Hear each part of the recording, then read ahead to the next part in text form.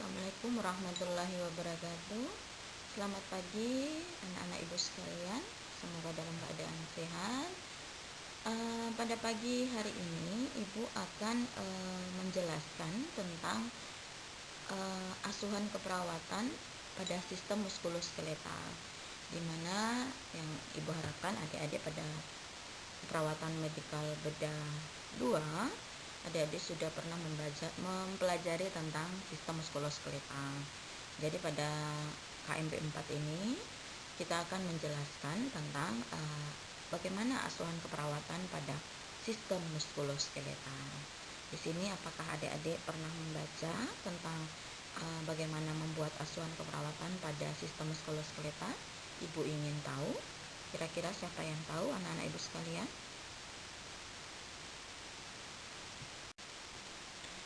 Muskuloskeletal terdiri atas yang kita pernah ketahui yaitu muskuler atau kita kenal dengan otot, kemudian tendon, kemudian ligamen, kemudian skeletal sendiri itu kita kenal dengan rangka atau kita kenal dengan tulang, kemudian sendi gitu ya. Jadi adik-adik harus bisa membedakan apa itu sebenarnya muskuloskeletal itu ya.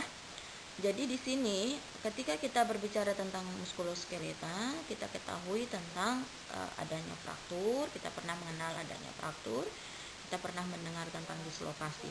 Di sini ibu akan membahas tentang dislokasi. Nah, dislokasi sendi atau luxatio adalah tergesernya permukaan tulang yang membentuk persendian terhadap tulang lain. Jadi dislokasi sendi ini adalah suatu keadaan di mana permukaan sendi tulang yang membentuk sendi tak lagi dalam hubungan anatomis gitu ya nak ya.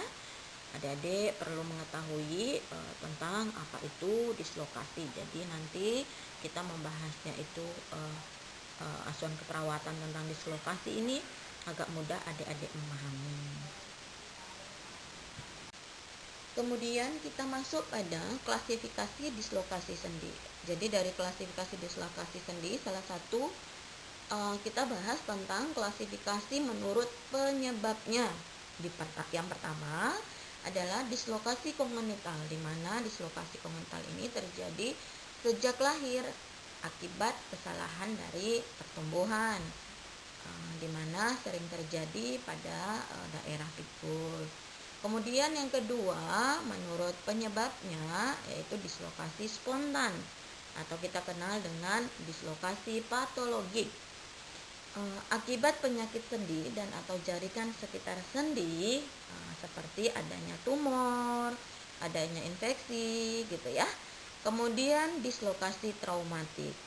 Dislokasi traumatik ini terjadi karena trauma yang kuat sehingga dapat mengeluarkan tulang dari jaringan di sekelilingnya dan memungkinkan juga merusak struktur sendi, ligamen, saraf, dan sistem vaskular. Ini kita bahas tentang dislokasi sendi menurut penyebabnya. Ya, kemudian dislokasi sendi berdasarkan tipe klinik, di mana dibagi menjadi yang pertama adalah dislokasi akut, di mana dislokasi akut ini anak-anakku sekalian umum terjadi pada shoulder, pada elbow, pada hip, di mana dislokasi ini sering disertai dengan nyeri akut. Kemudian adanya pembengkakan di sekitar sendi, gitu ya nak ya. Lanjut pada dislokasi berulang. Jika suatu trauma dislokasi pada sendi diikuti oleh frekuensi dislokasi yang berlanjut dengan trauma yang minimal, maka hal tersebut bisa kita sebut dengan dislokasi berulang. Kemudian berdasarkan tempat terjadinya, yang pertama dislokasi sendi rahang, di mana dislokasi sendi rahang ini dapat terjadi karena sering menguap terlalu lebar, terkena pukulan keras gitu ya.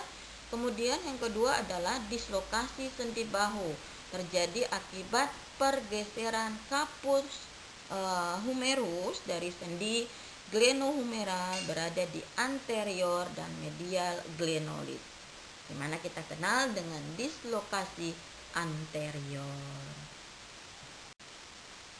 Kemudian pertanyaannya, apa Ibu kira-kira penyebabnya gitu ya? Kira-kira etiologinya apa? Yang pertama, penyebab dari dislokasi itu sendiri, yang pertama adalah cedera akibat olahraga gitu ya. Banyak sekali adik-adik atau olahragawan itu ketika berolahraga salah posisi dan lain-lain sehingga menyebabkan dislokasi.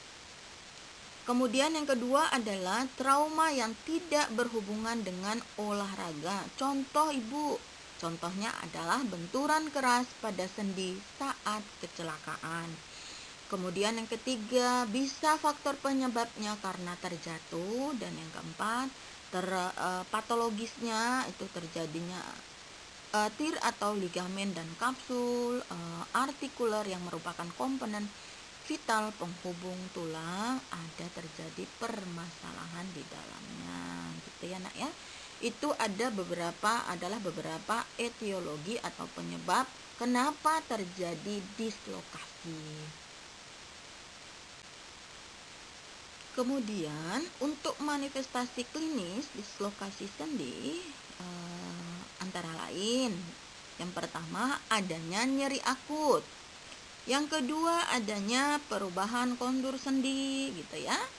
Kemudian adanya perubahan panjang ekstremitas, kehilangan mobilitas normal, perubahan sumbu tulang yang mengalami dislokasi, kemudian adanya gangguan gerakan, kekuatan yang minim, adanya pembengkakan, dan terjadi deformitas pada persendian. Nanti Ibu akan tanya, adik-adik harus bisa memberikan contoh manifestasi klinis dislokasi sendi. Kenapa adanya nyeri akut?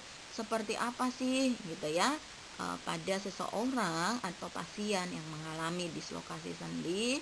Kemudian bagaimana manifestasi klinis yang bisa adik-adik temukan pada pasien tersebut.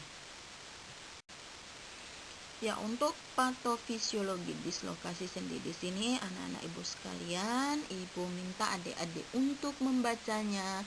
Kemudian Ibu inginkan adik-adik membuat pathway-nya. Jadi adik-adik paham bagaimana perjalanan terjadinya dislokasi sendi. Gitu ya. Nanti adik-adik satu-satu akan Ibu lihat bagaimana adik-adik membuat pathway terjadinya dislokasi sendi. Pemeriksaan penunjang dislokasi sendi yang kita ketahui adik-adik tidak asing lagi seperti adanya atau kita lakukan sinar X atau ronsen, kemudian CT scan, kemudian MRI. Itu untuk pemeriksaan penunjang dislokasi sendi. Penata laksanaan dislokasi sendi yang pertama, secara medis itu penata laksanaan dislokasi sendi kita kenal dengan farmakologi. Biasanya dokter atau tim medis itu memberikan obat-obatan untuk penanganan dislokasi sendi. Mungkin pada etiologinya untuk manifestasi klinisnya itu terdapat nyeri, maka dokter meresepkan obat-obatan untuk meredakan nyeri pada pasien yang mengalami dislokasi sendi. Kemudian apabila dislokasi sendi tidak tertangani atau diharuskan dilakukan pembedahan, maka dokter akan melakukan pembedahan pada pasien yang mengalami dislokasi sendi. Kemudian untuk non medis, adik-adik harus ketahui ini sangat terkenal atau sangat patut adik-adik memahaminya, yaitu RICE. Kita kenal dengan RICE, di mana RICE ini terdiri atas R adalah rest atau istirahat, kemudian I adalah ice atau kompres dengan S, kemudian C atau compression, kompresi atau pemasangan pembalut tekan, kemudian E adalah elevasi atau kita kenal dengan meninggikan bagian dislokasi. Oke, ini adik-adik harus memahami, adik-adik harus menghafalnya apa sih RICE itu, kemudian RICE itu terdiri atas apa saja, sehingga ketika ada yang teman gitu ya, keluarga gitu mengalami dislokasi sendi, adik-adik selaku perawat yang pernah mengetahui ilmunya, coba terapkan penata laksanaan yang RISE ini. Gitu ya nak ya. Yang bisa pada saat serangan mendadak untuk dislokasi sendi, adik-adik bisa menerapkan sistem RISE ini. Gitu. Untuk asuhan keperawatan dislokasi, adik-adik harus tahu tentang ketika kita membuat asuhan keperawatan, langkah-langkahnya. Di dalamnya ada pengkajian, kemudian ada analisa data, kemudian ada intervensi, kemudian ada implementasi, ada evaluasi. Nah, untuk asuhan keperawatan dislokasi ini yang pertama adalah pengkajian. Di mana pengkajian kita harus mengetahui bagaimana identitas pasien, bagaimana riwayat penyakit dahulu, apakah pada riwayat penyakit dahulu ditemukan kemungkinan penyebab dislokasi berulang gitu ya. Kemudian adanya pemeriksaan fisik, selanjutnya itu ada pemeriksaan fisik gitu ya. Di mana pada penderita dislokasi, pemeriksaan fisik yang diutamakan adalah nyeri, kemudian deformitas, fungsiolesa gitu ya.